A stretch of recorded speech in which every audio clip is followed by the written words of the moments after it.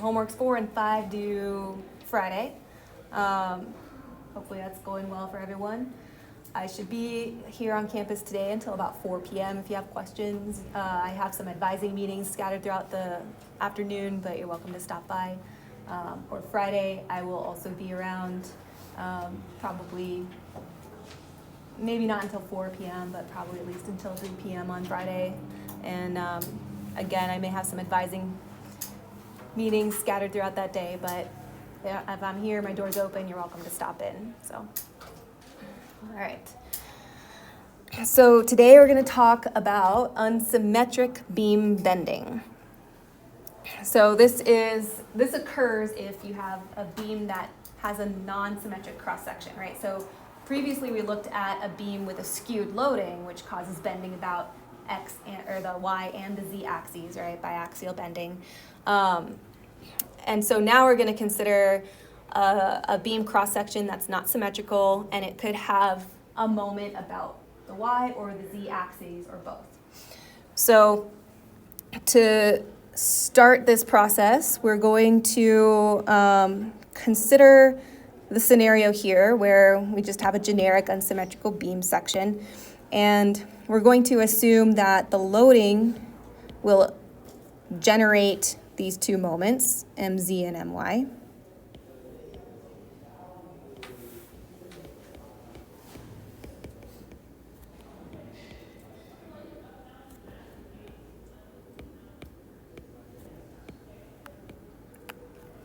Right, shown in the positive directions here.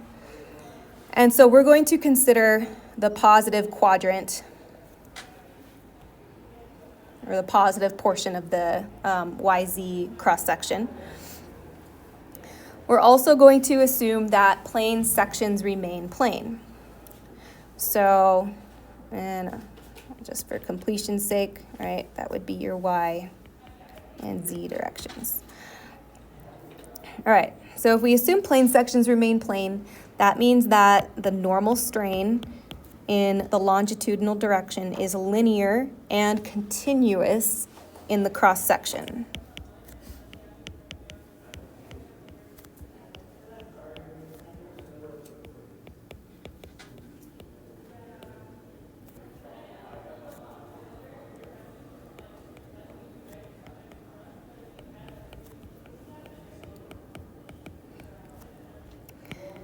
And we also know from previous lecture that if the material is uniform, then the normal stress will also be linear and continuous.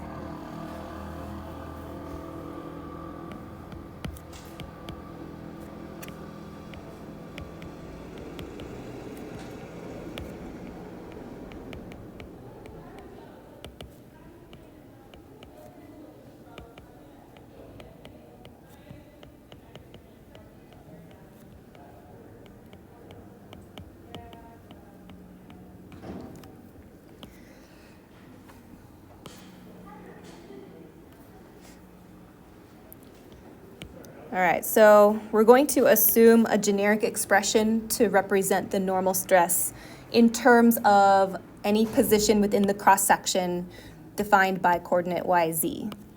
So we'll assume sigma x is a function of y and z in the form of a plus a constant b times y plus a constant c times z.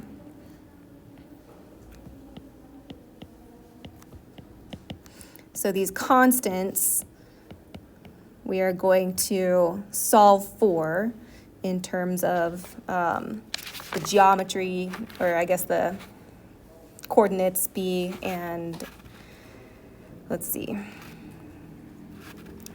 I'm trying to do too many things at once. I'm going to finish writing and then talk. Constants TBD.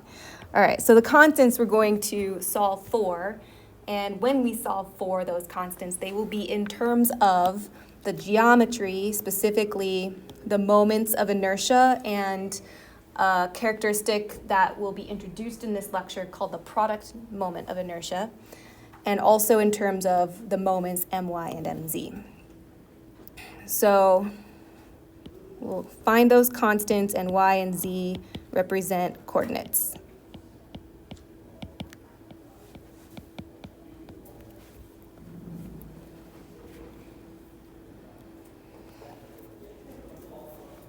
All right, so in order to determine these three constants, we have to lean back on some fundamental concepts, right? So there are three conditions that we're going to apply in order to determine these constants.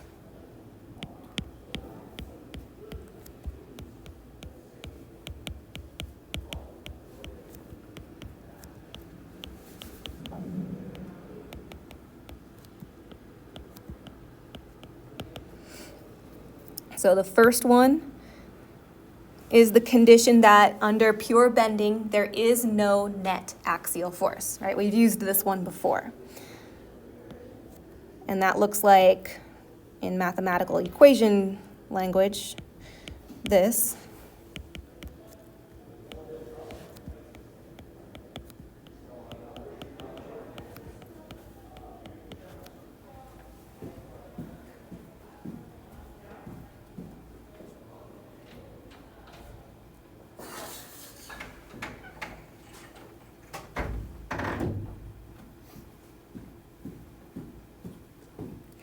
Our second condition, we're going to glean from, well, both 2 and 3 actually. We're going to glean from our definition here, which, right, is based on the assumption that we have moments about y and z, and that these are the positive directions for those moments. So based on how we defined those my and mz positive directions, which of course are consistent with our positive x or y and z axes directions, we can conclude that my will be equal to the integral of the normal stress times the coordinate z over the area. And it's positive, right, because there will be tension in the positive y, positive z quadrant due to a positive my.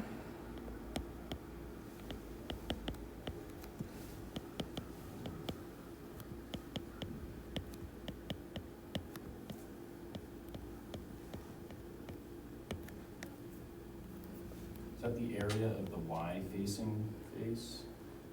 Like the normal y face? No, so it's this, the YZ cross section. Yeah, so it'll be this area, right, integrating over this area, the normal stress, which is acting in the longitudinal direction, times the z coordinate will give the moment in y.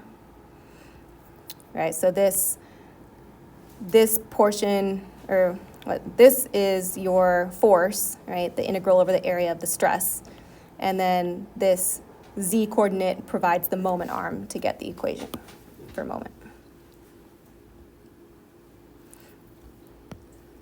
So then similarly, we'll write mz, but a positive mz will cause compression in the positive y, positive z quadrant. So this is going to be negative integral of sigma x times y over dA.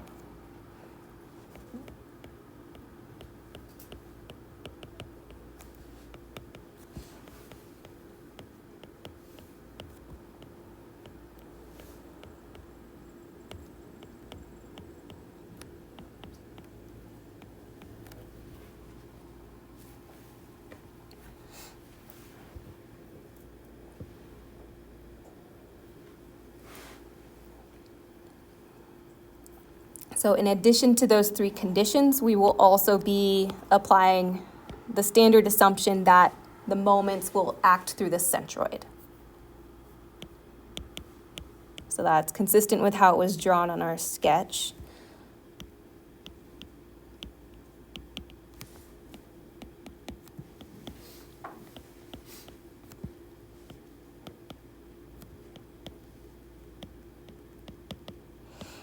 And with that assumption, we can say that the integral of y over the area, which would be the centroid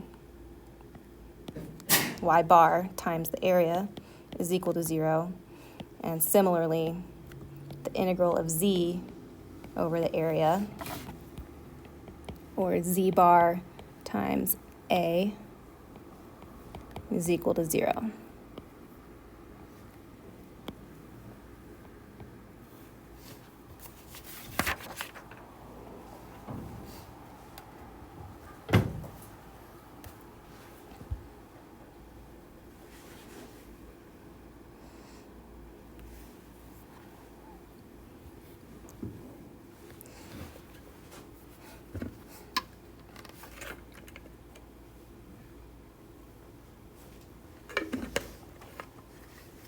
All right, so if we apply the first condition,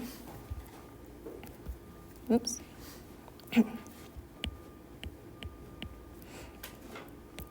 Let's say integral of the normal stress over the area is equal to 0.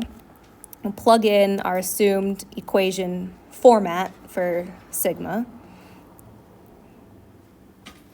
So integral of a plus by plus cz over the area is equal to 0.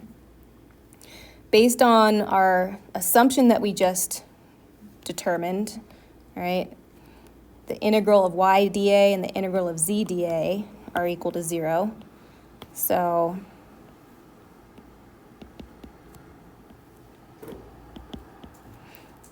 that leaves us with the constant a being equal to 0 from this equation.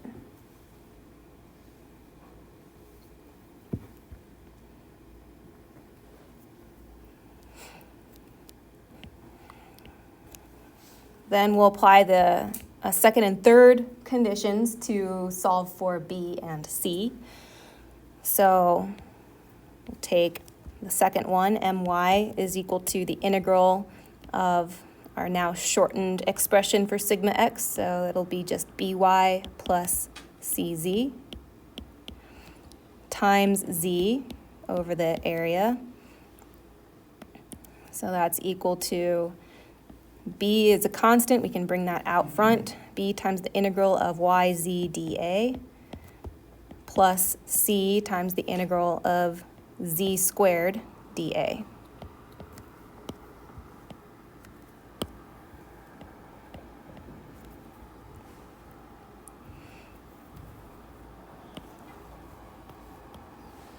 All right, and you probably recognize this as IY, right, moment of inertia about the y-axis.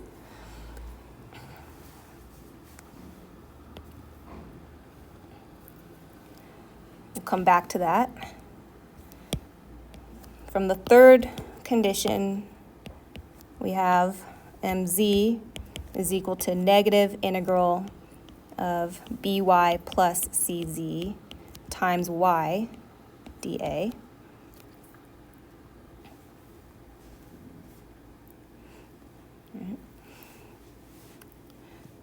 So we'll have negative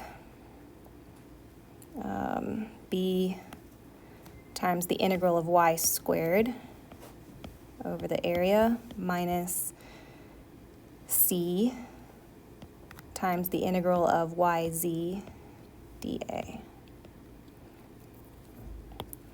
So this is equal to IZ. And these two terms, the integral of the product of y and z over the area, this is the product moment of inertia, IYZ.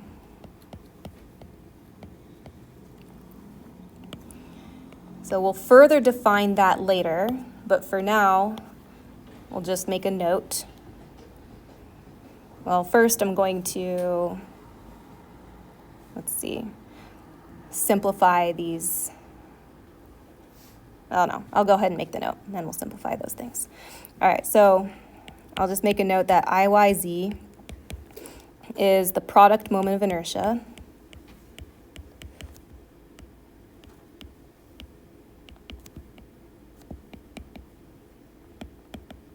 And we'll talk about that more in a little bit.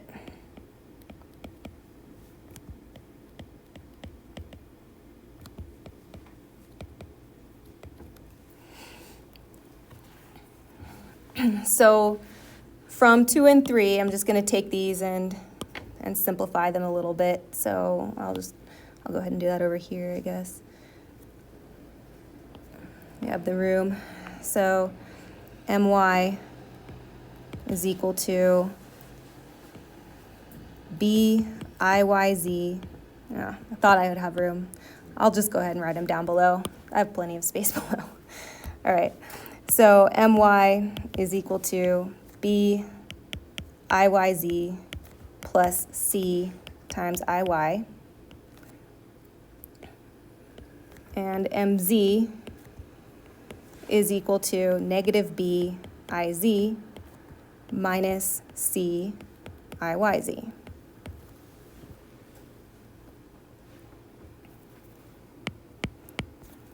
So that's where we are.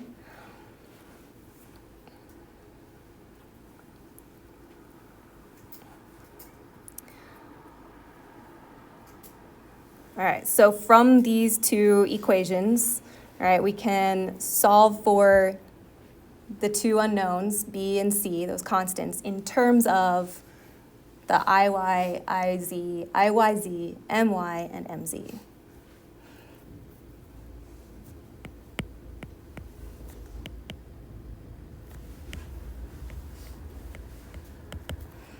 So we'd get B is equal to negative, in parentheses, I've got a big fraction here. And the numerator is MY, IYZ plus MZ, IY. And the denominator is IY times IZ minus the product moment of inertia, IYZ, squared. And C, it's going to be another big fraction. The numerator, MYIZ plus MZ, IYZ. And the denominator is IYIZ minus IYZ squared.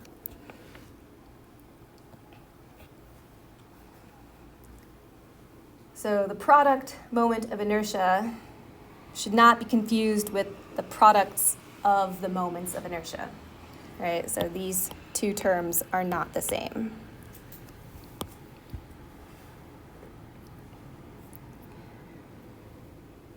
All right, so now we can write our normal stress equation. Sigma x is going to be, in the numerator, we'll have MYIZ plus MZIYZ. And then that quantity is multiplied by the variable coordinate z minus, in parentheses, MYIYZ plus MZIY. And that term is multiplied by the coordinate y. And then in the denominator, we have IY times IZ minus IYZ squared.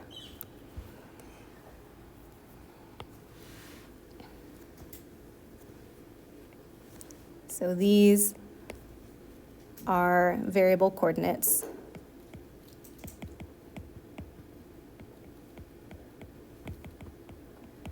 And this equation allows you to calculate the normal stress for any point YZ within the cross section.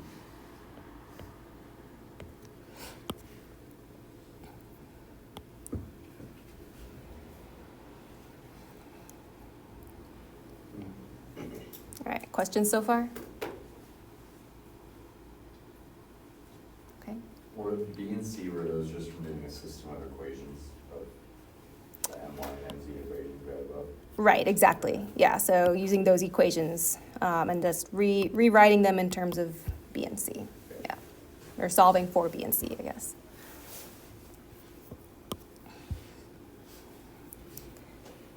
All right, so now we've established the equation for normal stress for any point within the unsymmetrical cross-section. Now we need to think about how to identify the orientation of the neutral axis, because similar to the case with a skewed load or biaxial bending, we're going to have a neutral axis that is going to be at an angle from the Z or Y axes. And we're going to start again with the knowledge that the neutral axis is where normal stress is equal to 0.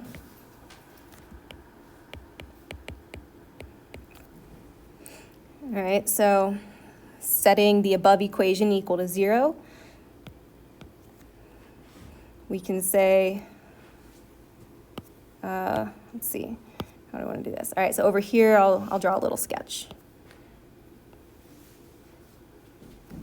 Just representing our YZ cross-section plane. And then we're going to be solving for the angle beta that represents the location of the neutral axis.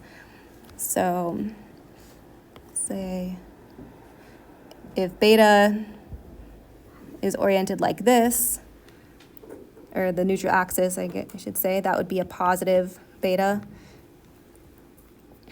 And if it's oriented like that, that would be a negative beta for the neutral axis.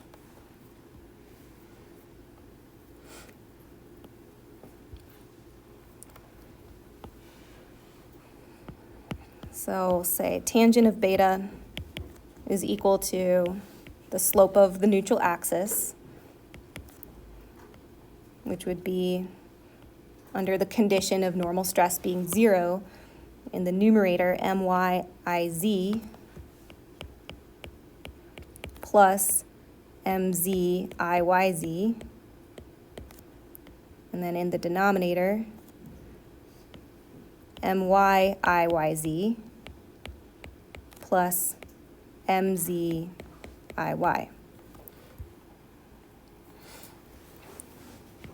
And the beam will bend about the neutral axis.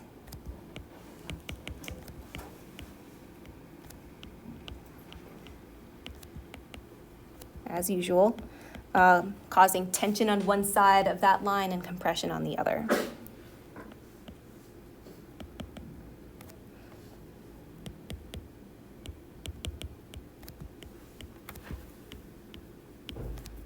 Is that negative sign not carry with the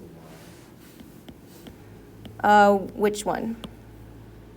That's attached to the Y coordinate? Oh, this one here? Yeah. So if sigma x is equal to 0, then this effectively becomes an equal sign, right? Yeah.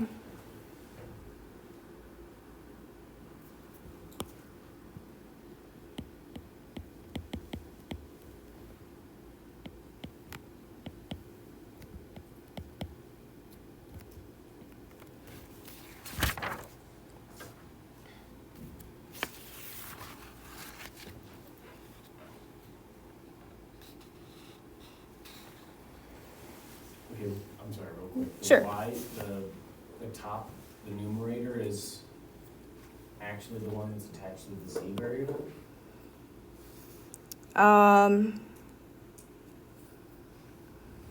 Is that what I did? Let's see. So tangent of beta.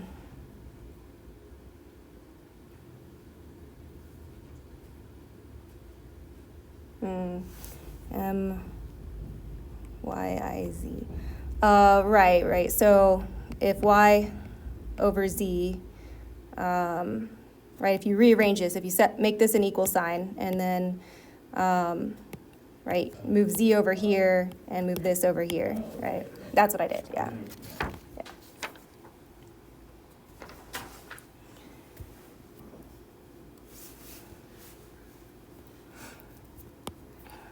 All right, so as you know, IY and IZ, the moments of inertia, those represent sections' resistance to rotation, right, or bending about those axes. And picking on IZ here, right, this term is always going to be greater than 0, right, always positive. Same for IY. And if we need to, right, we have the parallel axis theorem to apply in order to calculate those values.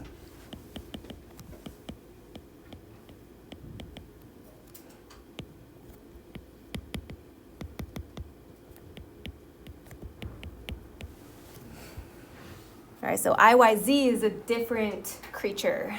It is a measure of the skewness of the area with respect to the coordinates.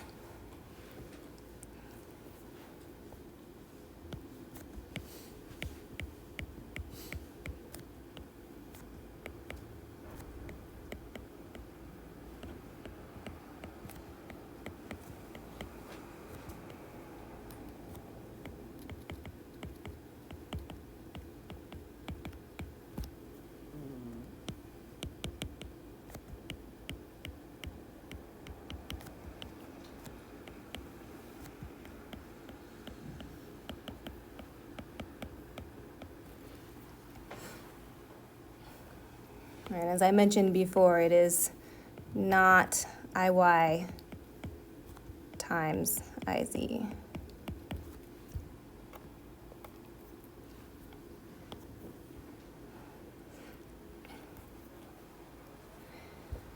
So the mathematical definition is shown here, right? Integral of IYZ over D over the area, which showed up in our equations from before.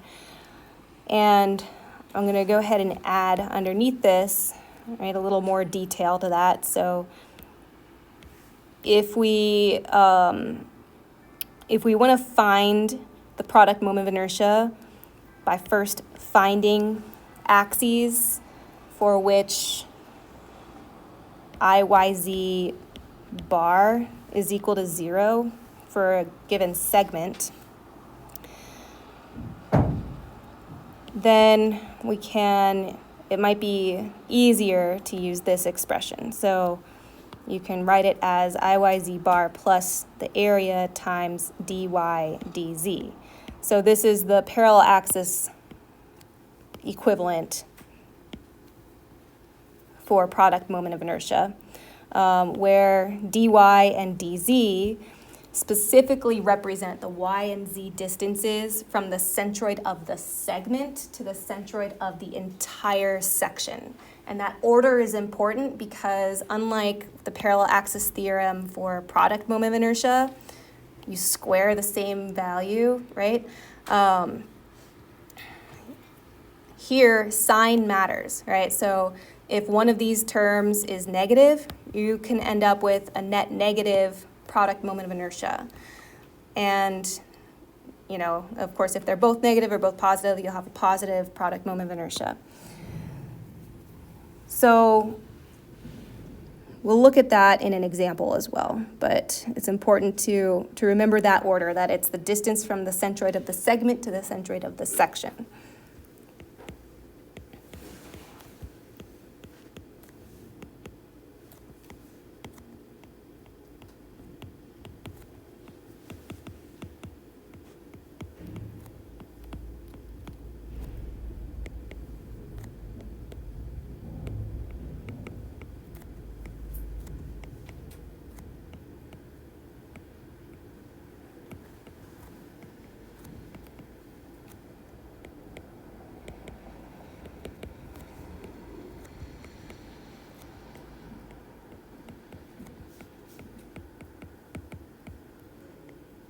And so unlike the moments of inertia, the product moment of inertia can be positive or negative or 0. So a few examples are shown below. Conditions where IYZ is equal to 0. And the neat thing, all right, so this can be kind of a pain. in general. But the neat thing about this process is that you can choose what axes, how to orient or how to center your axes in order to facilitate a more convenient calculation. So if you choose, and you can choose a different set of YZ axes when you're calculating this, right? You can choose a different set of YZ axes for each individual segment. And we'll look at that in the example that we do next. So if you select, right, your YZ to be in the center of a segment, then the IYZ bar for that would be 0, and all you have to do is calculate this term, right, to the centroid of the whole section, and so on.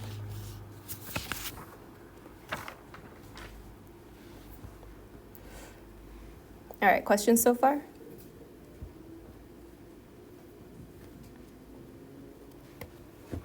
Okay. All right, so now we'll look at this example. So we have an asymmetric cross-section. It's an angle, specifically an L7 by 4.5.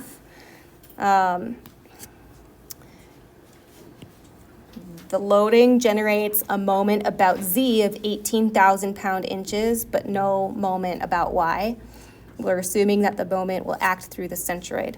And we're given the cross-sectional properties, IY, IZ, and A here.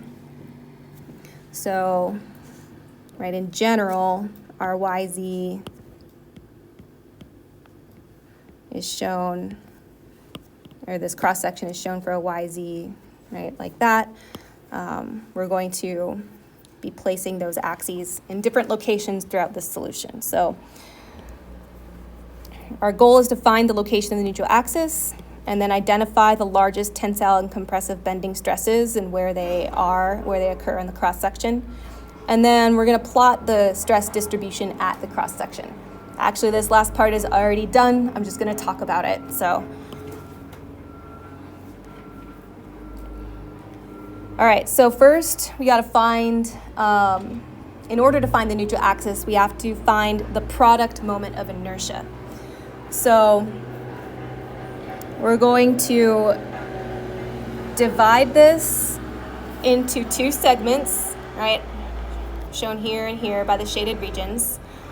And for each segment, we're going to choose our YZ reference axes to be centered on the segment that we're considering, all right? So that way we have this nifty scenario, so all we need to do is calculate that. All right, so for the first segment, we're going to say IYZ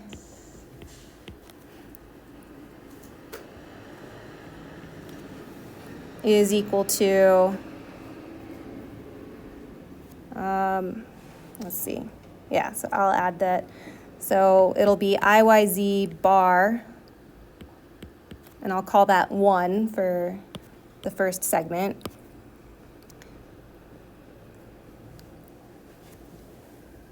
Which is going to be 0, the way we have defined the axes, plus the area of segment 1 is 1/2 times 7.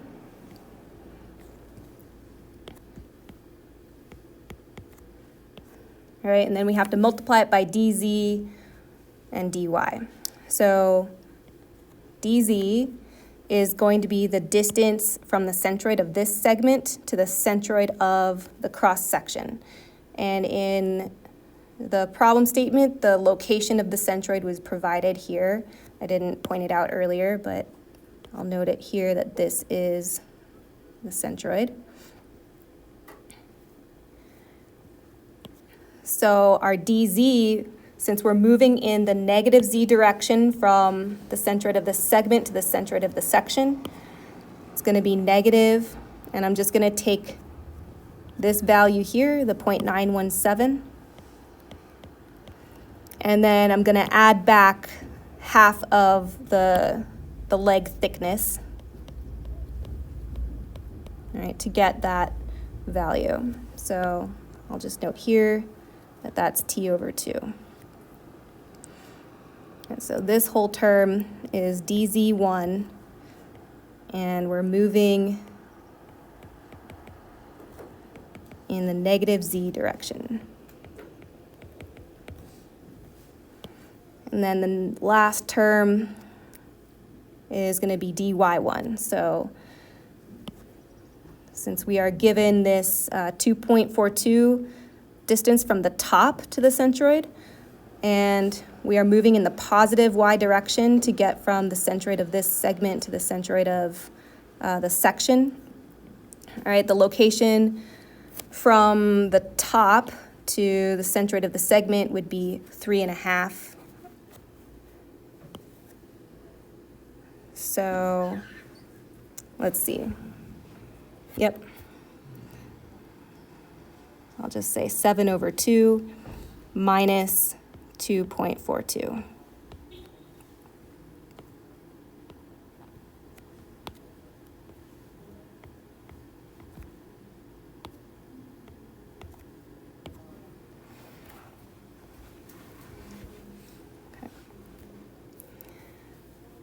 All right, and so IYZ, so that's only part of it, right? So this is just coming from this one segment. We're gonna add in this next segment. So, yeah, question? We want to move from the centroid of the section to the centroid of the whole. Yeah, from the centroid of the individual segment that we're considering, so the centroid of this piece to the centroid of the whole cross-section, which is like right about here. Yeah. So in the z direction there, would it not be, it's moving a positive distance? From the segment to the section. Oh, crap. Yeah. Oh, I'm sorry. Yeah, no worries.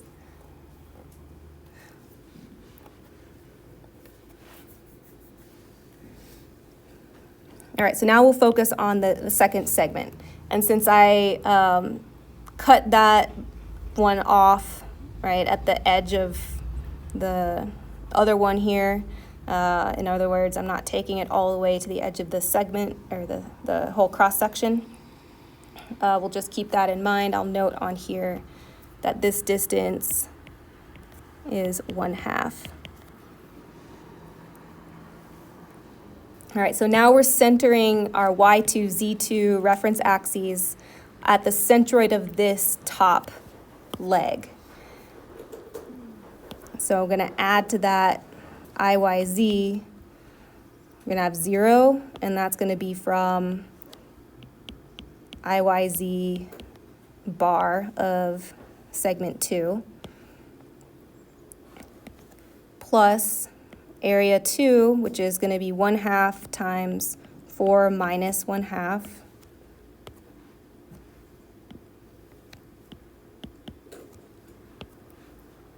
And then our dy, we'll do that one first, is going to be in the negative direction. So negative 2.42 plus add back half the thickness. So that's measuring it from the top to the centroid of the section. And then dz2 will be, let's see, half of this distance, which is, this distance is 3.5, to, let's see, how did I do this? Okay, yeah, so what I did is I started on this side, all right, so measuring from this side, we've got getting to this point first, 3.5 plus 1/2, all right, so that'll be 4, or no, 3.5 divided by 2, all right, so half of 3.5 plus 1/2 to get to this point, and then going back to the centroid, subtract the 0.917. So however you want to think about it, that my method might make no sense to other people. I don't know. So 3.5 over 2 plus 1/2 minus 0.917. That's dz2.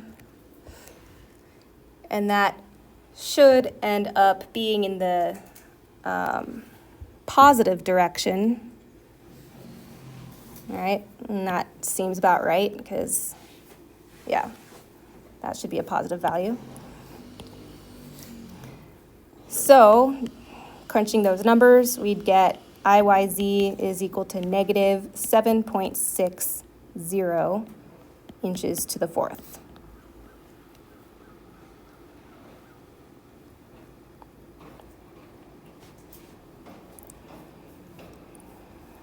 So then we'll want to locate the neutral axis.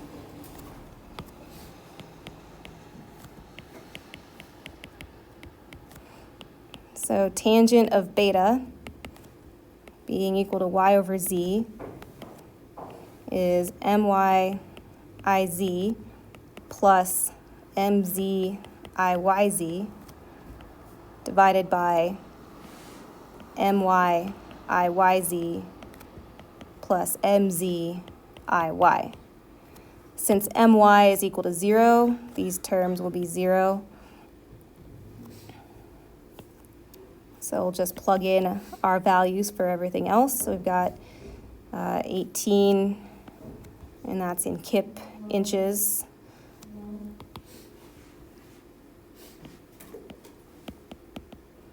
Times negative 7.6 inches to the fourth, divided by 18 kip inches times y was given as 6.53 inches to the fourth. So solving for beta, we get negative 49 degrees. So I'll sketch it here. We'd have our YZ located at the centroid. And then the neutral axis, since beta is negative, it's going to be measured counterclockwise from the z-axis. So something like this.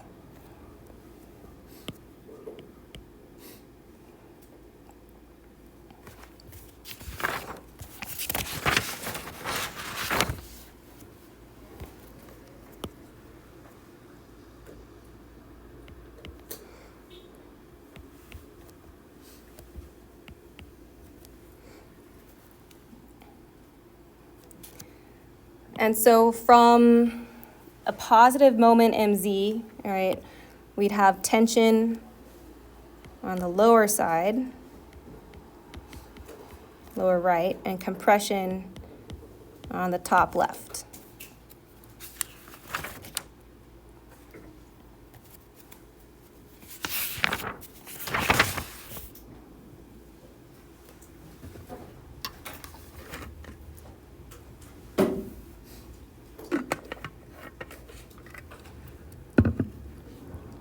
Okay. So then, continuing the example, we'll just get our big long equation for normal stresses. So it was asking for the largest tensile and compressive bending stresses, all right? So we can expect the largest tensile stress to be at the location on the tension side that's farthest from the neutral axis. So I'll go ahead and mark it on this sketch. All right, so that we can expect to be at this corner. And then the largest compressive stress we can expect to be over here at that corner. All right, so I'll label that A. Let's see, I already labeled the centroid C. Go ahead and call that corner B just for fun, and then that one D. So point B will be in tension, but it's not as far from the neutral axis as point D. So we're going to skip calculating that stress. We'll just calculate A and D. So at A, we have my times Iz plus mziy times z minus myiyz plus mziy times y. That's our numerator, divided by IYIZ minus IYZ squared. So that's really just the general expression for normal stress, not necessarily specific to point A. Is that MZIY on the first term of the numerator? Should that be MZIZ? Yes, thank you, good catch. So this one right here should be the product moment of inertia, IYZ.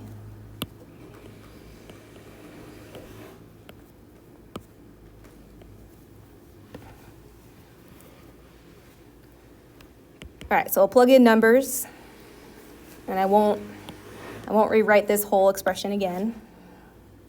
I'll just plug in numbers. So 18 is mz, all right? So anything that's my is going to be 0.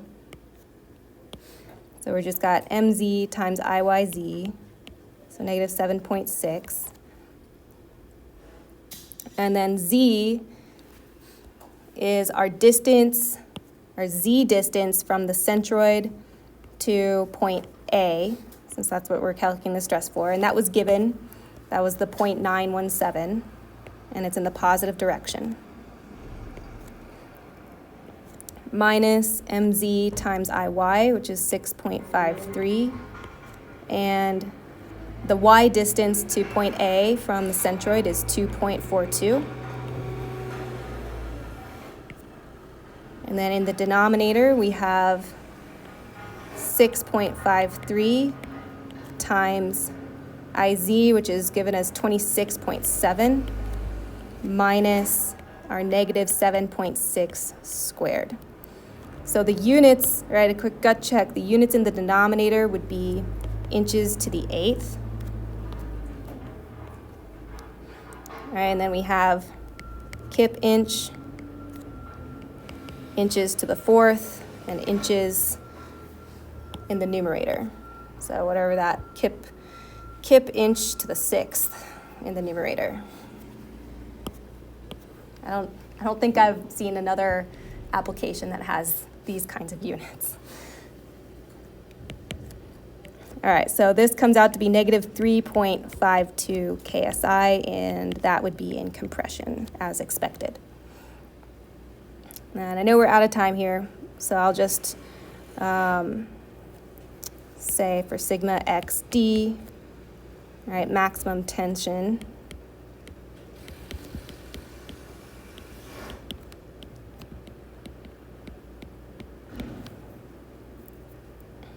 all right, use the same equation, just plugging in different values for x or for y and z. So I'll just say for z, we would use 0.917 minus the thickness, right, to get us from, since 0.917 was measured from this side, right, we want this distance. And then for y, we want this distance. So that would be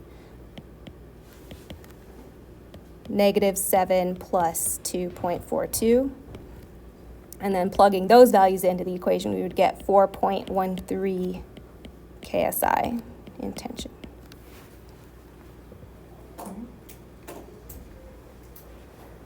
So next time I will talk about plotting the normal stresses and what that looks like. And then we'll continue with lecture 21, which I think is circular beams. I think that's our first circular beam lecture. So, yeah. And I think now we're back on track.